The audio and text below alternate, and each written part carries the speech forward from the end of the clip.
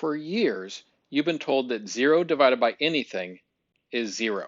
Because if you have nothing and you share all of your nothing with a bunch of different friends, everybody gets an equal share that is nothing. But we've also been told that anything divided by 0 is undefined. Because you cannot take something and divide it up into 0 pieces. There's always something left. But those two rules have always glossed over one other little detail. What if 0 is on both the top and the bottom?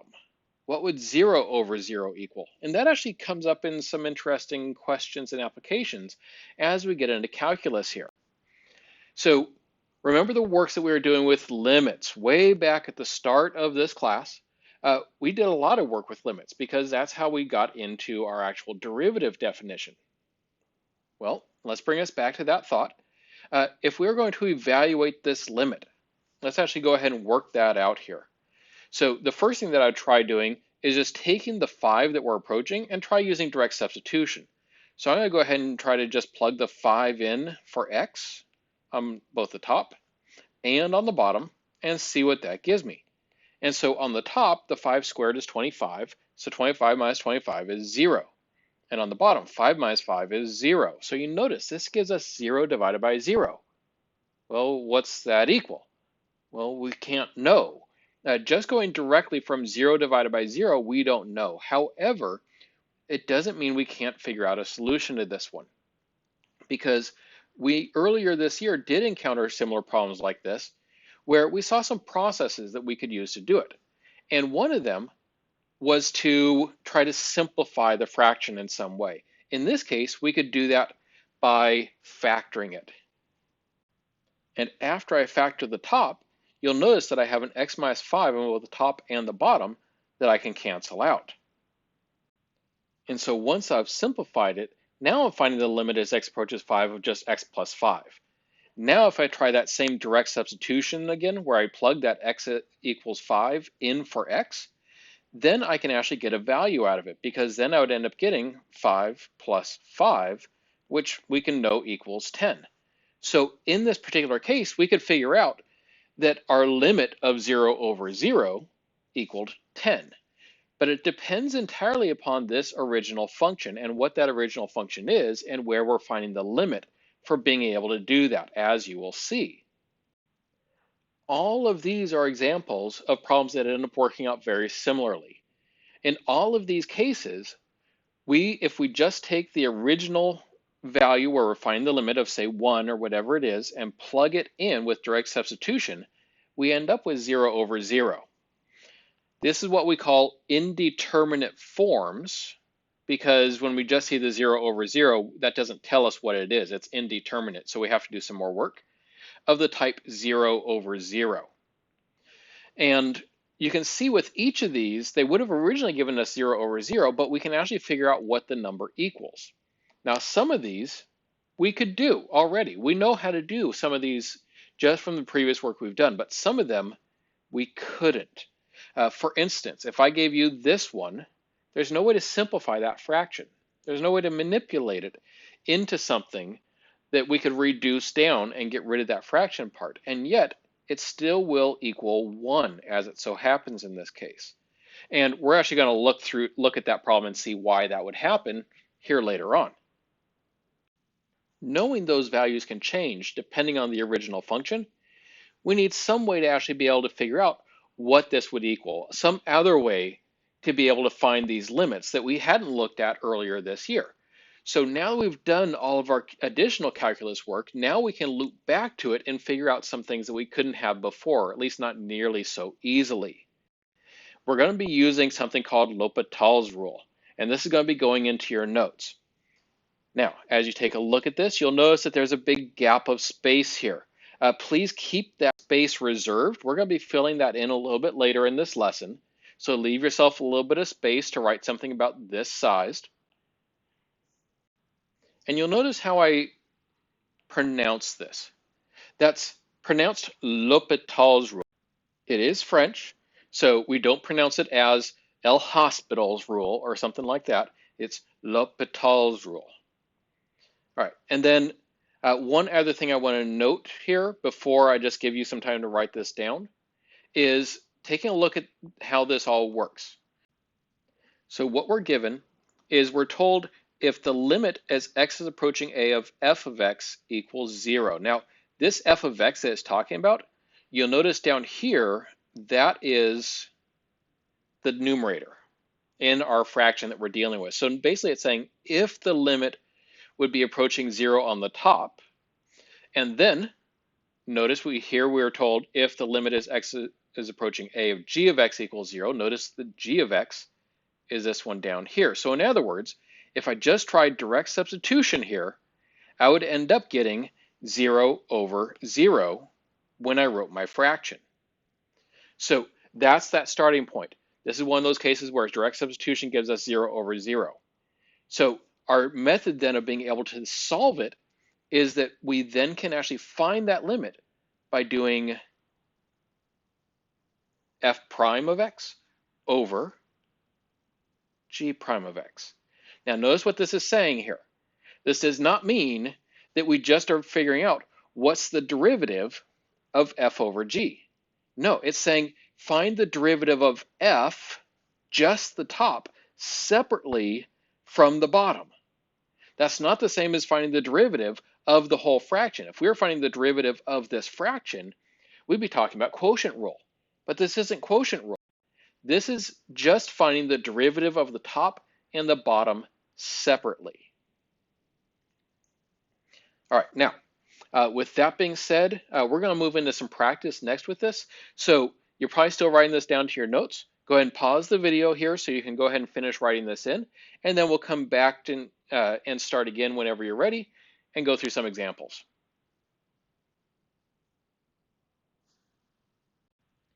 All right, so here's our first example that we're going to work with for this.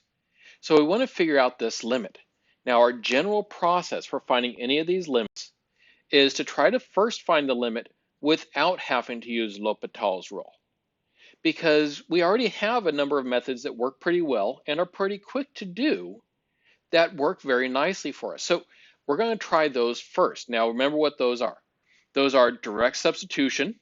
So basically what that means is I'm going to try just plugging the 1 in for x here and see what that gives me. So if I just plug in the 1, that gives me 1 minus 2 plus 1 on the top, and then that would give me 1 minus 1 on the bottom. And so 1 minus 2 is negative 1, plus 1 is 0, and then 1 minus 1 on the bottom is 0. Okay, so we ended up with that 0 over 0 thing. That tells us that the direct substitution did not work. That didn't give us a value that we can actually use. And so direct substitution, not a winner for us. All right, the next option that we could possibly use here is the factor and reduce method. So could we actually use that here? Well, our denominator, it would factor, but the top doesn't. And the bottom factorization, it doesn't go into the top. So it's not actually going to be able to reduce any. So while we could do a little factoring, it's not going to lead us into any place successful. We had a couple other methods from way back when that we haven't talked about yet today. The first of those was multiplying by the conjugate. There's no conjugate that's going to help us multiplying by here. There's no radicals involved. That's where we would normally use that. So we don't need to worry about that one. Combining the fractions, well, we only have one fraction to start with. There's no fractions to combine. So there's nothing to be done with that method. So that means that we are going to need to resort to L'Hopital's rule. And we know that because we ended up with 0 over 0. L'Hopital's rule is used to be able to deal with the situation of 0 divided by 0. All right, so that means we're now going to go ahead and use L'Hopital's rule, which these are our steps for doing so. Step 1, we're going to find the derivative of the numerator and the denominator of our function individually, and then we're going to try to find that limit using our prior methods. So let's go ahead and do that here. So I'm going to say the limit as x approaches 1, but now I'm going to do the derivative of the top and the derivative of the bottom separately. So on the top, the derivative of our polynomial is going to become 3x squared minus 4x, and then of course the derivative of 1 is 0, so that's gone. So then that's all going to be over the derivative of x cubed, which is 3x squared, and the derivative of the minus 1 is just 0. Okay, now that I've taken the derivative, I now have done this part, derivative top and bottom. I now need to go to this step, try to find that limit now using our prior methods. First of those prior methods that we always try is direct substitution. So let's actually just try plugging that one into our function here and see what it gives us. So then that's going to be 3 times 1 squared, which is 3, okay, minus 4 times 1, which is 4, all right, over 3 times 1 squared, well, 1 squared is 1, so that'd just be 3 on the bottom. So 3 minus 4 is negative 1, and that's going to be 3. So notice this does not give us 0 over 0, which tells us that we're actually going to get our limit this time. And we get that limit to be negative 1/3. And so that is our limit. This thing is actually approaching a negative 1/3. Now you might be wondering though, what if it did give us 0 over 0 again? What would we do in that case? Well, we'd try to factor and cancel or multiply by the conjugate or something like that. But if it didn't work, we actually could keep using L'Hopital's rule over and over again. So if it did give me something like 0 over 0 again, then I would go ahead and go back to finding the derivative of the top, derivative of the bottom, and then trying direct substitution all over again. And we could keep doing that over and over and over again until we finally got down to something that would work. All right, now, in this particular case, though, we did not get 0 over 0. We did get negative 1/3. So what does that really mean? I want to bring you back, help you remember what we're really looking at here. If I take a look at the graph, you can see that there ends up being a hole in this particular graph. And if I follow that hole over to see what the y value is, it's actually down here at negative 1/3. So that's telling us that when I plugged in that value of x equals 1, I end up with a hole down at negative 1/3. All right, time now for our next example. So we're going to go ahead and work through this one. We're going to evaluate the limit. It's always a great idea to try to work it out on your own first and try to figure it out on your own first. So if you want to pause it and do that, that'd be a great idea here. So to evaluate this limit, remember that we already have a whole bunch of things that we can use before L'Hopital's rule. And I always do want to start by checking those.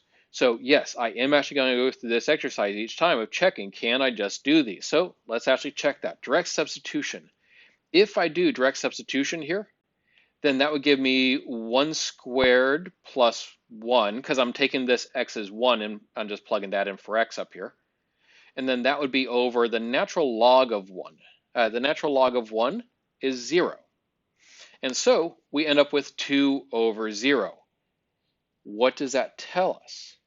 Well, you'll notice that it's not 0 over 0, which actually means this is going to give us our answer. We only are going to be using L'Hopital's rule down here when you end up with the 0 over 0 situation. Well, actually, there's going to be another one too, but we haven't seen it quite yet. We're going to be dealing with that here in a moment. But since it's not 0 over 0, it's 2 over 0. It means we can actually make a conclusion out of that. Now, remember from earlier, we were talking about some of those general rules. 0 divided by anything is 0. But anything divided by 0 does not exist.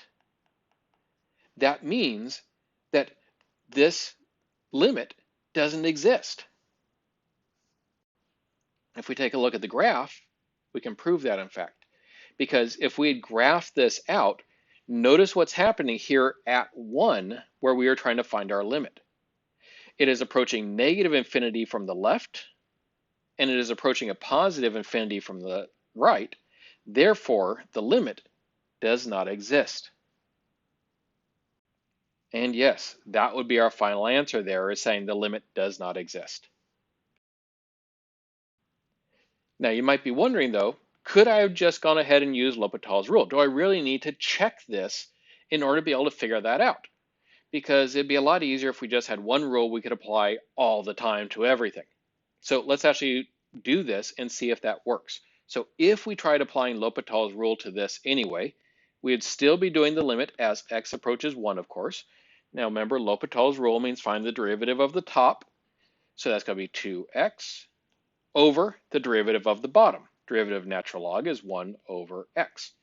And so then I have to simplify that. Now, remember that in order to do 2x over 1 over x, that's the same thing as 2x divided by 1 over x.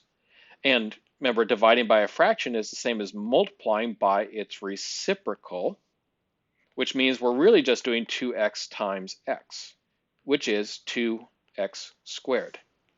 And so then this would just become the limit as x approaches 1 of 2x squared. And then if I did the direct substitution with that, I would end up getting 2 times 1 squared, which is 2.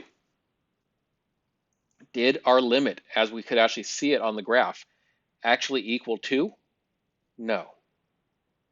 And so if you try applying L'Hopital's rule when it's not warranted, it's actually going to give you an incorrect answer. It's going to give you a false positive kind of a thing where it's going to look like, hey, I found the answer was 2, but it really isn't. So you really have to go through using those other rules that we know before you resort to using L'Hopital's rule.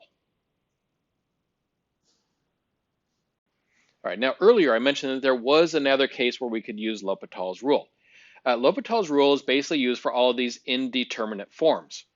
Well, the first one is 0 divided by 0, which we just looked at. But you'll notice the other one that we're going to be looking at today is infinity divided by infinity. Because what do you get if you do infinity divided by infinity? It's another one of those 0 divided by 0 kind of questions where it doesn't really have a real answer. But in the context of limits, it will actually have real answers depending on the actual values and the actual function that's involved. And so a few things to know about some of these infinity quotients, what happens when we do divide with infinity involved. If you're unsure about these, they're great ones to put into your notes as we go through these. If you do infinity divided by any number, you get infinity. Because infinity is so infinitely huge, it doesn't matter how many pieces you try to cut it up into, you're still going to have an infinitely huge number. And so that's why infinity divided by anything is infinity. On the other hand, if you have some number and try dividing it by infinity, you get 0. Because whenever you're dividing by a bigger number, you end up with a smaller result, a result that's closer and closer to 0. Well, if you actually take that number that you're dividing by and you make it out to infinity, it doesn't matter how big the number on top is, you're cutting it up into such an infinite number of pieces that it just ends up all being 0. And finally, though, then, like our 0 divided by a number or a number divided by 0 rule, there is the exception. What if both top and bottom are the same? What if it's infinity divided by infinity? Well, thankfully, L'Hopital's rule can apply to this as well. Remember how I had you leave that little bit of room there in the middle? We're now going to go ahead and fill that in here so that you can see another application for L'Hopital's rule. So go ahead and fill this part into that gap that you had left in your L'Hopital's rule notes. Go ahead and pause the video and then play again so we can take a look at how we can use this from here. All right, so now we're going to move on with this. The one last thing I want to note before I do so, however, is you'll notice that the top and bottom can both be plus or minus infinity. So this works for a situation where we have infinity over infinity, of course, but it would also work if we had negative infinity over negative infinity over positive infinity, or if we had positive infinity over negative infinity. The L'Hopital's rule would apply to any of those kinds of situations. All right, so we're going to be practicing it with this one. We're going to go ahead and evaluate this limit. So the first thing we want to do is try to find the limit without having to use L'Hopital's rule. And of course, we have a lot of different rules that we could use. If I tried using direct substitution here, what would that look like? Direct substitution here would give me 2 times infinity plus 7, which is infinity. Anytime you end up with multiplying to infinity or adding to infinity or subtracting from infinity, anything like that, you get infinity. And then that's over 3 times infinity squared minus 5, which is also infinity. Notice direct substitution gave us infinity over infinity, which tells us we're going to be heading in the direction of using L'Hopital's rule. But before we do that, can we factor and cancel anything? No, no factoring to be done here. And of course, no conjugate or fractions that we're going to be able to manipulate here. But there actually is one other way you could do it. We did learn a rule earlier this year, just kind of one of those little memorization rules, where if you're looking at a rational expression and trying to find the limit at infinity, you can actually figure that out by using information we know about the asymptotes. Because you'll notice that this rational expression here, it's bottom heavy. And bottom heavy has an asymptote at y equals 0. And so because of that, then, we could go ahead and right now conclude that this limit is going to equal 0. No more work necessary. And yes, you can still use that information. But we talked about that, and we looked at it graphically to see why and all that. But we now have an opportunity to actually prove why that is and why it works, because this really comes out of L'Hopital's rule. And so I'm actually going to work through this problem now, partly for a little bit of practice and partly to also prove why that old rule works the way it did. So we're going to evaluate this now using L'Hopital's rule to justify our conclusion. All right, so in order to do so, we're going to still have the limit as x is approaching infinity. And in order to use L'Hopital's rule, remember, I'm going to do the derivative of the top and the derivative of the bottom separately. So the derivative on the top is 2. Derivative on the bottom is going to give me 6x. Now notice, this x is only left on the bottom, which means that I inevitably am going to end up having to divide by infinity. So let's actually plug that infinity in and see what that actually does there. So plug in infinity, you end up with 2 over 6 times infinity, which is infinity. And remember, anytime you have a number divided by infinity, that equals 0. And so L'Hopital's rule is actually the reason why we can prove that the limit is out there at 0. All right, next practice problem. We're going to evaluate this limit. First of all, we do want to try to find the limit without using L'Hopital's rule. So can we do direct substitution here? Always check. One trend, if I see any trend in particular come up in this section, is that I see a lot of students who just start using L'Hopital's rule. They don't even try direct substitution at the start. And if you do that, it's going to lead you to some bad places at times, because I'm purposely going to throw in some where you can just use direct substitution, because that's the most fundamental way we have for finding a limit. So yes, you still have to check it. So let's do that. If I do direct substitution here, 12 times infinity squared is infinity. Infinity minus that infinity, well, that would actually be another infinity, but that's something we're going to get into a little bit later. We'll actually look at why that would be. And then that's going to be over infinity. And so infinity over infinity then is another indeterminate form. So that definitely, again, leads us to L'Hopital's rule territory. But if you're remembering what we just did on the last one, you might be saying, no, but there's another way we could do it. Because this is a rational expression, and this rational expression is balanced. That is, the exponent on the top and the exponent on the bottom are the same. And when it was balanced, we could actually figure that asymptote out just by doing A divided by B. In this case, 12 divided by 4. Those coefficients, just take those coefficients and divide those. And so if you did that, you would end up being able to figure out that this limit then equaled 3. And so we could do that just by what we know about the asymptote. But again, I want to be able to prove that using L'Hopital's rule. I want us to see why that ends up being the case. It also gives us a chance to see what happens with L'Hopital's rule when it starts cycling. So I'm going to do the limit as x is approaching infinity, and L'Hopital's rule, I find the derivative on the top separately from derivative on the bottom. So derivative on the top here is going to give me 24x minus 1. And then on the bottom, that's going to give me 8x and then just 8x. Now, if I go ahead and use direct substitution now, I end up getting infinity over infinity. I'm no better off yet. However, remember what I said earlier, if you end up still getting that indeterminate form, that means you can now apply L'Hopital's rule to this expression. And so we do L'Hopital's rule again. So we're going to do the limit as x is approaching infinity, and now I'm going to do the derivative of the top and derivative of the bottom of that function. And so the derivative of the top, 24x, is going to be 24. Derivative of the bottom is 8. And you notice we can actually figure that out then, because you might be saying, well, how do I plug infinity in? There's no x's. Exactly. There are no x's, and so no matter what x is approaching, it's still going to be equaling the same thing, 24/8, which, if we reduce it, equals 3. And so that's why when it's balanced, it ends up equaling those values, because really what I did is I multiplied these by the exponents, but you notice that when reducing it, multiplying it by those exponents canceled out for reducing, and so really I was just taking the two coefficients and dividing them. All right, one more problem here. We're going to go ahead and evaluate this limit now.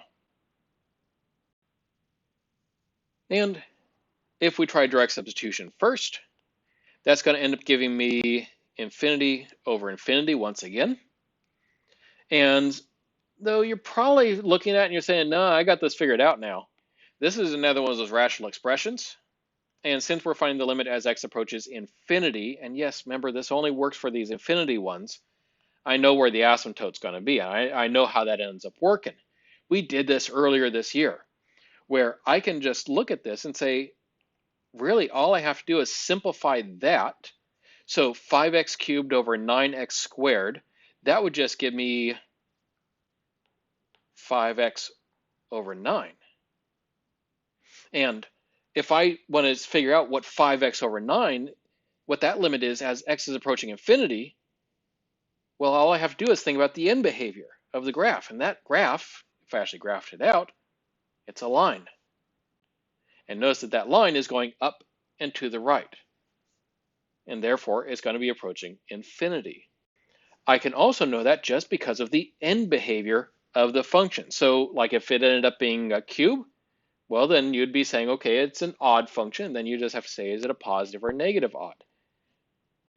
And it all goes back to this little table that you remember seeing like last year especially, where even functions, if they're positive, they're up, up. If they're negative, they go down, down, etc. Where if we're looking at a rational expression that is top heavy, we just need to go and take a look at this table and remember that part. But again, I want to be able to prove it. I want to be able to prove why that's the case using L'Hopital's rule here. So let's go ahead and do that here. So we're going to be doing the limit as x is approaching infinity. And so I'm going to do the derivative of the top, which gives me 15x squared, over derivative on the bottom, which gives me 18x minus 7. If I now go ahead and plug in infinity using direct substitution, I end up with infinity over infinity. Okay, so that tells me keep using L'Hopital's rule. So then limit as x approaches infinity. And so now it's going to be 30x over 18. All right, now that I have that, if I plug in infinity for x, I end up with infinity over 18. And infinity divided by any number is going to equal infinity. And so then we're able to prove why that happens. And if you go through all the different iterations of the evens and odds and the positives and negatives, you can actually see that this is going to be a consistent rule and a consistent pattern where it always ends up matching our end behavior.